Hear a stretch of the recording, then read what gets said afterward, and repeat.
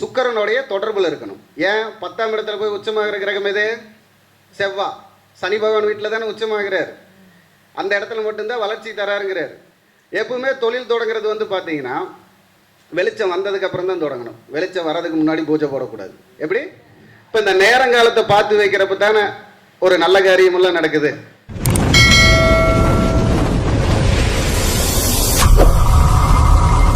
SK astro ஆன்மீகம் சேலம். இது ஒரு ஆன்மீக தேடல். ஒரு செயலை தீர்மானம் செய்வது முகூர்த்தம்.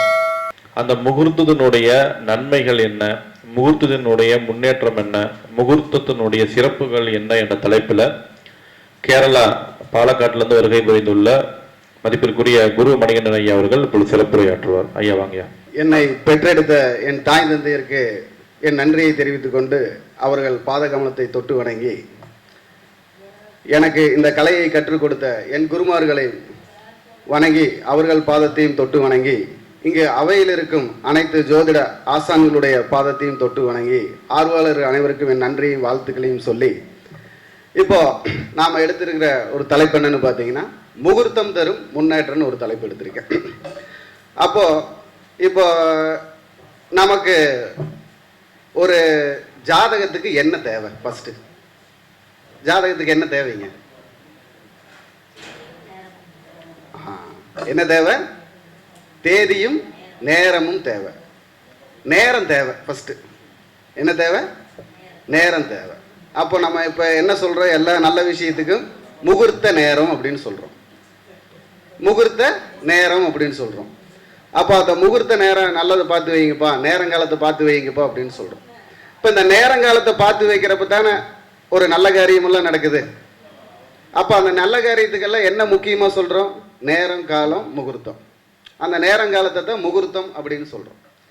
அப்போது நமக்கு வந்து என்னென்ன தேவைக்காக இந்த காலத்தில் இதையெல்லாம் பார்க்குறோம் அப்படின்னா, முக்கியமாக திருமண காரியம், அதுக்கடுத்து வரக்கூடிய சுபகாரியம் எல்லாம்.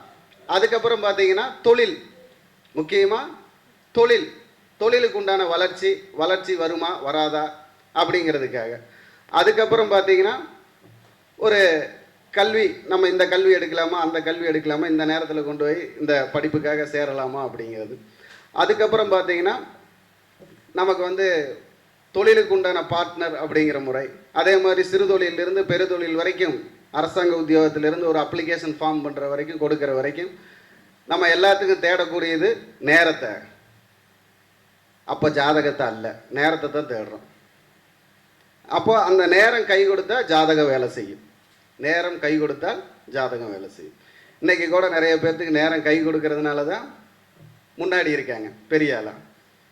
அப்போது இந்த நேரம் வந்து நம்ம எப்படியெல்லாம் செயல்படுத்தலாம் அப்படிங்கிறதுக்கு பற்றி தான் இப்போ நம்ம பேசுகிறோம்.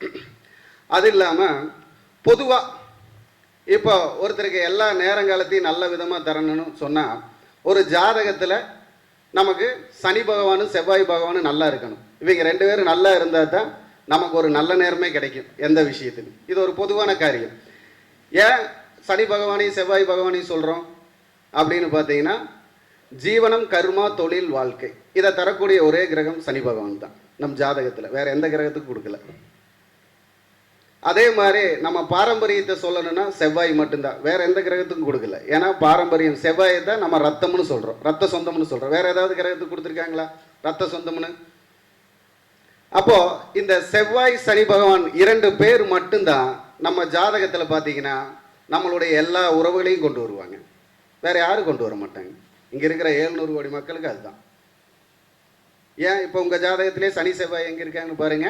அதுக்குண்டான உறவு முறைகள், அதற்குண்டான நட்சத்திரத்திலோ அதற்குண்டான ராசியிலோ தான் பயணிப்பாங்களே ஒழிய வேறு எதுலேயும் பயணிக்க மாட்டாங்க. வேணா பார்த்துக்குங்க.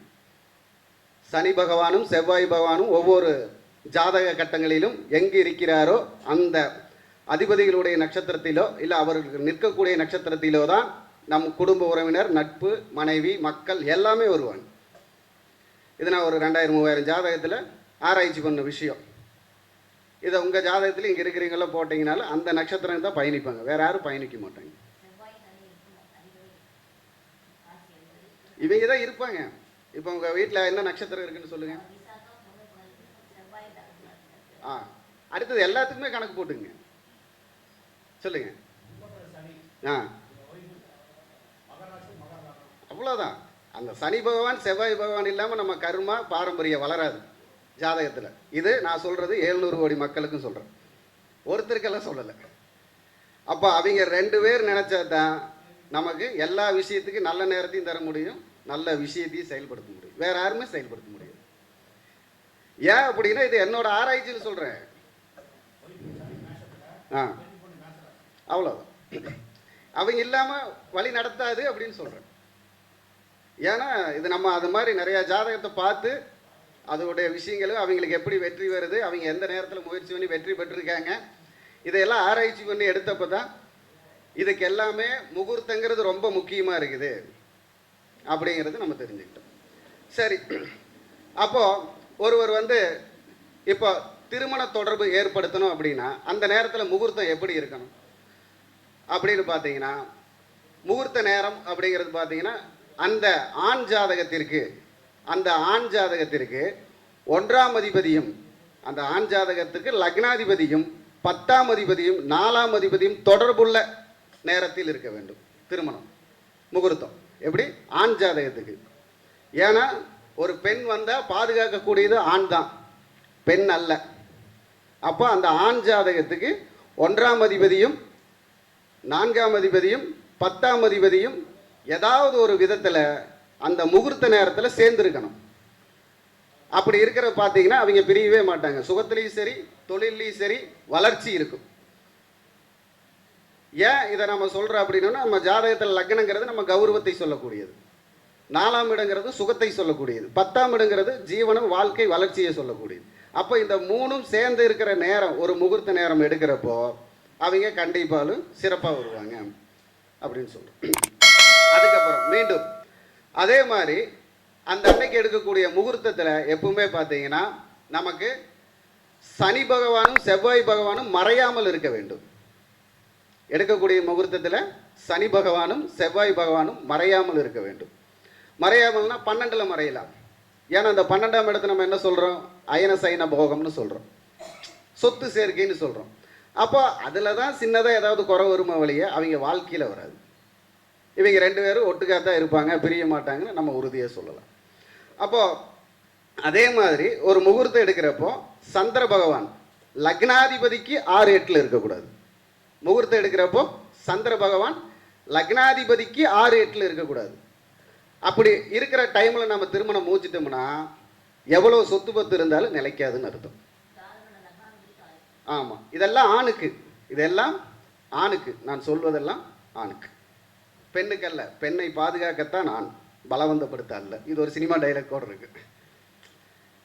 ஏன் அப்படின்னா பெண்ணுங்கிறவங்க வீட்டுக்கு வளர்ச்சியை கொடுக்கறதுக்காக வரவங்க. அவங்க தான் நம்ம பாரம்பரியத்தை எல்லாத்தையுமே வளர்த்து கொடுக்க போகிறவங்க. அப்போ அவங்கள நம்ம பார்த்துக்கணுங்கிறதுக்காக தான் எப்பவுமே சுக்கிரனை நாம் பலப்படுத்தணும்னு சொல்கிறது. பெண்ணு தானே சுக்கிரன். அப்போ அவங்களுக்கு உண்டான மரியாதையும் அவங்கள பலப்படுத்தினாவே வீட்டில் நல்லது நடக்குங்கிறது ஒரு பொது விதி. சரி, நம்ம சாப்டருக்கு வருவோம் மீண்டும். அப்போ அதே போல் இப்போ நம்ம என்ன சொன்னோம்? லக்னாதிபதிக்கு, லக்னத்துக்கு அல்ல, லக்னாதிபதிக்கு 6-8 சந்திரன் வரக்கூடாது ஆணுக்கு அப்படின்னு. அப்போது அதுக்கடுத்தது ஒரு குடும்ப உறவுகள், அதாவது இந்த கணவன் மனைவி பலப்பட வேண்டிய அந்த அன்னைக்கு எப்படி இருக்கணும் அப்படின்னு பார்த்தீங்கன்னா, புதன் கெட்டு போகக்கூடாது. யார் கெட்டு போகக்கூடாது? அந்த அன்னைக்கு புதன் கெட்டு போகக்கூடாது. ஏன்னா புதன் தான் ஆணும் பெண்ணும் உள்ளவர். புதன் தான் மனைவியை நெஞ்சில் வச்சிருக்கிறவர். யாரு? மகாலட்சுமியை நெஞ்சில் வச்சிருக்கிறார். சுக்கிரனை பலப்படுத்தக்கூடிய ஆள் அவர் தான். சுக்கிரன் பலவீனமாகக்கூடிய இடமும் அதுதான். கன்னி வீட்டில் தானே சுக்கிரன் பலவீனமாகிறாரு. அப்போ இந்த கிரகங்கள் எல்லாம் ஒரு சுப முகூர்த்தம் எடுக்கும் பொழுது நம்ம பார்த்துக்கணும். அப்படி இல்லாமல் இருந்தால் அந்த முகூர்த்தம் அங்கே பாதிப்பை தரும். லக்னத்தில் 10, நம்ம ஜாதகத்துக்கு 10 பொருத்தம் இருந்தாலும் அவங்க 10 நாளில் பிரிஞ்சிருவாங்க. 10 பொருத்தம் பார்த்து தான் ஜோதிடர் சொன்னார் கல்யாணம் மூச்சம், அவர் தான் முகூர்த்தம் குடிச்சு கொடுத்தாருப்பாங்க. இந்த 10 பொருத்தம் இருந்தாலும் அவங்க 10 நாள், பின்ன சில ஜாதக முறையிலாம் இருக்குது. இந்த டிகிரி இத்தனை டிகிரி இருக்கிற இத்தனை நாள் இத்தனை மாதம் வரைக்கும் இருப்பாங்க, நல்லா சொல்லலாம். அதெல்லாம் சரிவர சொல்ல முடியும். அப்போது நம்ம முக்கியமாக நம்ம என்ன எடுத்துக்கணும்? முகூர்த்தத்தில் இந்த கிரகங்களையெல்லாம் பார்த்து தான் எடுக்கணும். இல்லைன்னா 10 பொருத்தம் வேலை செய்யாது திருமணத்துக்கு. சரி, இப்போது திருமணத்துக்கு அடுத்தது ஒரு தொழில். இப்போ திருமணத்துக்கு அப்புறம் தேவைங்கிறது தொழில் தானே.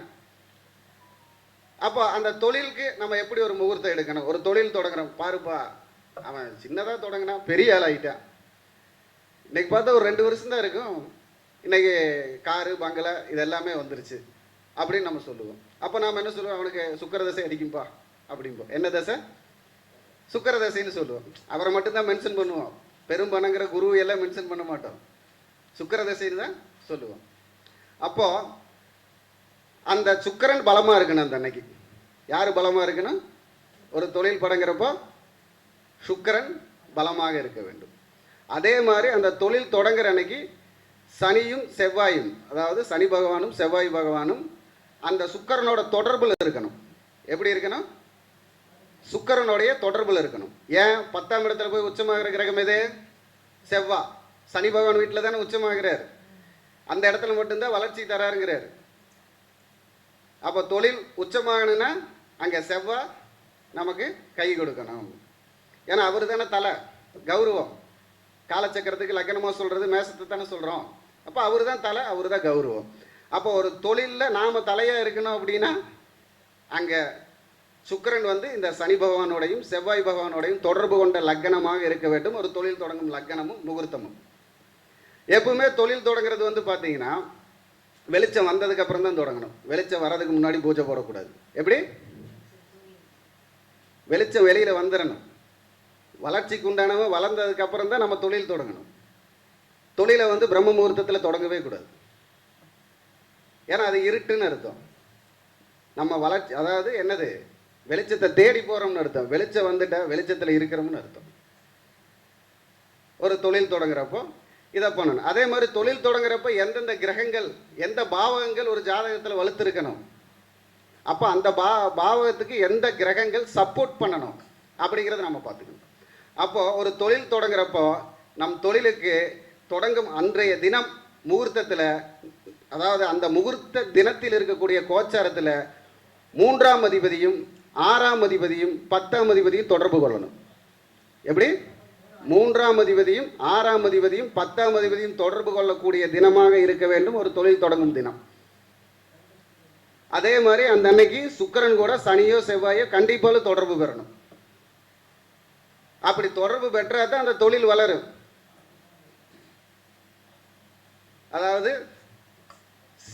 அதாவது சேர்ல இருந்தவன் தேரில் போகிறான்னு சொல்கிற அளவுக்கு வளர்ச்சி வரும்.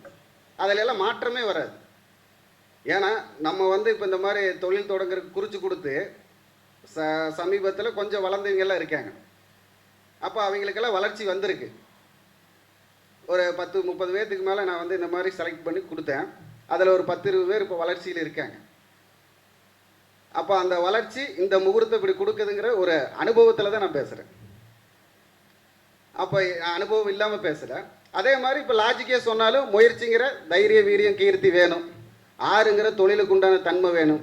10ங்கிற தொழில் வளர்ச்சிக்கு உண்டான தன்மை நமக்கு வேணும். 10ஆம் இடம் தான் ஜீவனஸ்தானம், 6ஆம் இடம் தான் தொழில் ஸ்தானம், 3ஆம் இடம் தான் அதுக்கு முயற்சி செய்யக்கூடிய. அப்போ இந்த 3 கிரகம் நல்லா இருந்தால் தான் நாங்கள் வலுவாக இருக்குன்னு அர்த்தம்.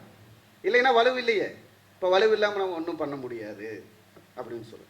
அதே மாதிரி ஒரு படிப்புக்காக நாம் வந்து இல்லை ஒரு என்ன சொல்லலாம், ஒரு வேலைக்காக நம்ம முயற்சி பண்ணுறோம், ஒரு படிப்புக்காக முயற்சி பண்ணுறோம்.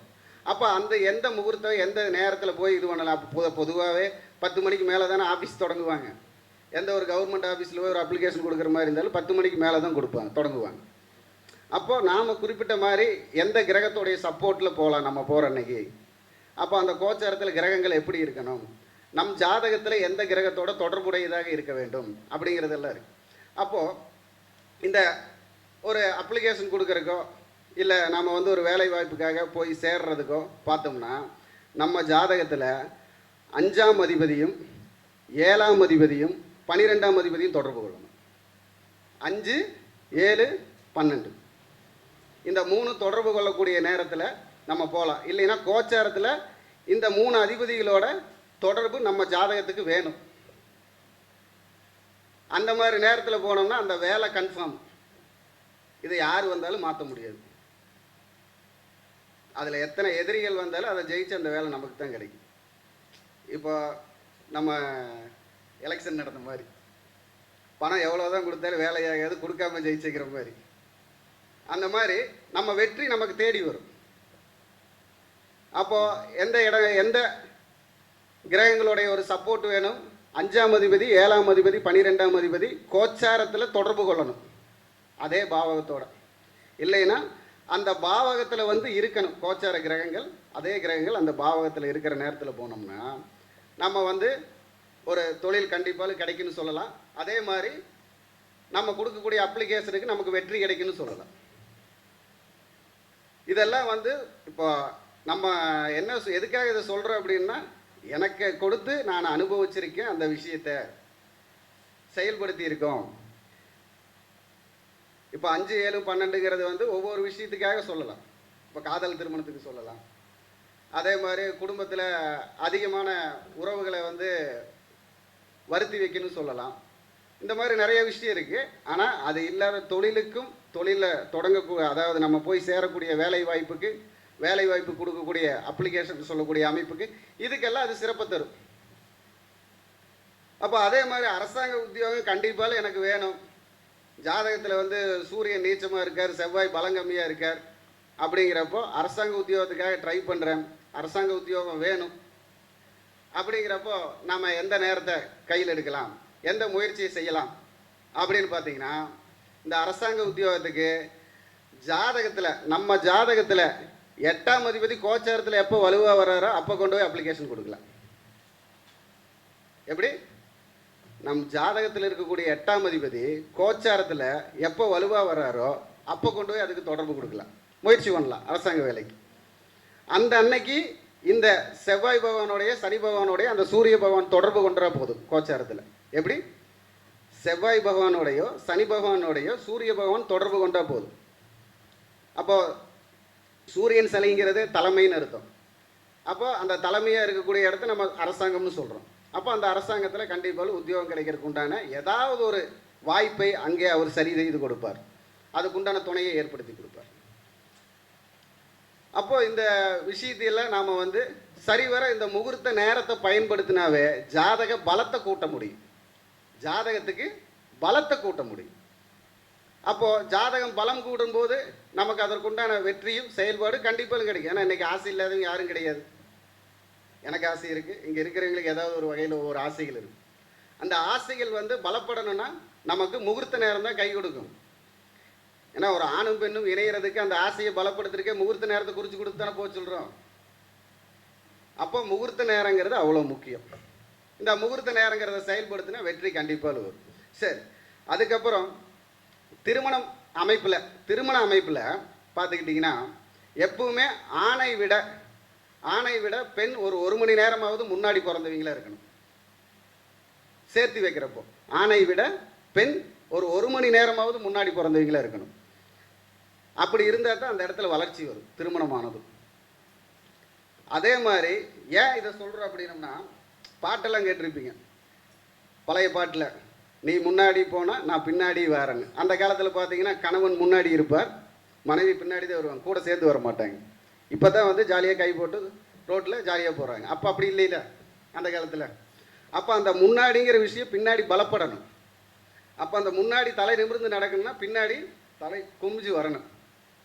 அப்போ இந்த பின்னாடி வரக்கூடிய நேரம் 1 மணி நேரமாவது முன்னாடி இருந்தால் தான் அந்த முன்னாடி போகக்கூடிய ஆணுக்கு வளர்ச்சி வரும் திருமணமான. அப்போ அதே மாதிரி திருமணத்தில் யாரோ ஒருத்தராவது வளர்பிறை வேணும். எப்படி? யாரோ ஒரு ஆளாவது வளர்பிறை வேணும். 2 பேருமே தேய்பிறையாக இருக்கக்கூடாது. பிறந்ததில் யாரோ ஒருத்தராவது வளர்பிறை வேணும். இதையெல்லாம் பார்த்துக்கணும். இல்லைன்னா அந்த இடத்துல நமக்கு சங்கடங்கள் வரும். அப்போ ஒரு நல்ல திருப்தி இல்லாத வாழ்க்கைன்னு சொல்லுவோம், முயற்சி வராது, வருமானம். யாரோ ஒருத்தர் தேய்பிறையாக இருந்தால், 2 பேருமே தேய்பிறையாக இருந்தால் எவ்வளோ செலவு, வருமானம் வந்தாலும் செலவாகிட்டே இருக்கும். பொருளாதாரம் ரொம்ப சிரமமாக இருக்கும்.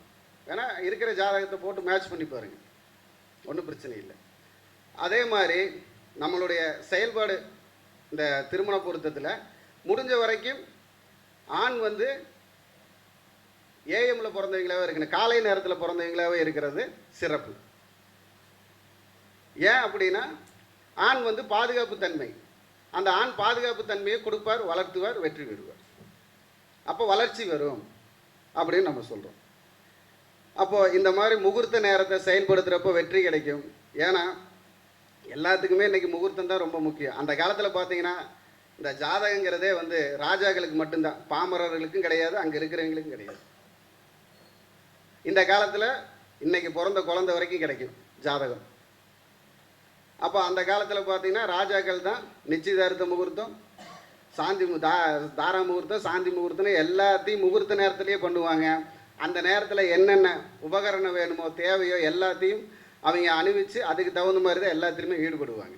அப்போ பார்த்தீங்கன்னா ராஜா வம்சம் ராஜா ஆண்டுக்கிட்டே இருக்கும். எப்படி ராஜா வம்சம் அந்த ராஜாங்கத்தை ஆண்டுக்கிட்டே இருக்கும். அதே ஒரு ராஜா ஏதாவது ஒரு காதல் திருமணமோ ஏதாவது ஒரு மாற்று திருமணமோ பண்ணிட்டார் அப்படின்னா அந்த அரசாங்கமே அழிஞ்சிரும். நீங்கள் பார்த்தீங்கன்னா தெரியும், நிறைய புராணங்களில் பார்த்தீங்கன்னா இந்த காதல் திருமணம் பண்ணி இல்லை மாற்று திருமணம் பண்ணியிருந்தாங்க அப்படின்னா, புதிய புரட்சியெல்லாம் பண்ணியிருந்தாங்கன்னா அரசாங்கத்தில் அந்த அரசாங்கமே இருக்காது. அப்போது அந்த முகூர்த்த நேரம் அங்கே அவங்க அவ்வளோ தூரம் கவனிக்கிறாங்க. அப்போ எல்லாரும் முகூர்த்த நேரத்தை கவனித்தா அவங்களுடைய வாழ்க்கைக்கு ஒரு சிறப்பான சூழ்நிலை உருவாகுன்னு சொல்லி இந்த வாய்ப்பு தந்த எஸ்கே ஆஸ்ட்ரோ வித்யாலயா ஜோதிட வித்யாலயாவுக்கும் யோக வராகி சக்தி பீடத்திற்கும் சதீஷ்குமார் ஐயாவிற்கும் என் நன்றியை தெரிவித்துக்கொண்டு என் உரையை முடித்துக் கொள்கிறேன். வணக்கம், வாழ்க வளமுடன். எனது பெயர் குருமணிகண்டன். எனது ஊர் பாலக்காடு, கேரளா. எனது மொபைல் நம்பர் 8835155656 8835155656. எம்ஆர்கே குரு ஜோதிஷாலயம் பாலக்காடுன்னு போட்டிங்கன்னா யூடியூப்பில் என் சேனல் வரும். எம்ஆர்கே குரு ஜோதிஷாலயம் பாலக்காடு அப்படின்னு போட்டிங்கன்னா யூடியூப்பில் என்னுடைய சேனல் வரும். அதில் ஒரு 700-800 வீடியோ இருக்கும், பாருங்கள். எல்லாத்துக்குமே தேவைப்படுற விஷயமெல்லாம் நிறையா இருக்கும். மீண்டும் இந்த வாய்ப்பு தந்ததுக்கு சதீஷ்குமார் ஐயாவுக்கு நன்றியை தெரிவித்துக் கொண்டு விடைபெறுகிறேன். வணக்கம், வாழ்க வளம். பேசிய குருமணிகண்டன் ஐயா அவர்களுக்கு கோபிபிரியன் ஐயா அவர்கள் மரியாதை செய்வார்.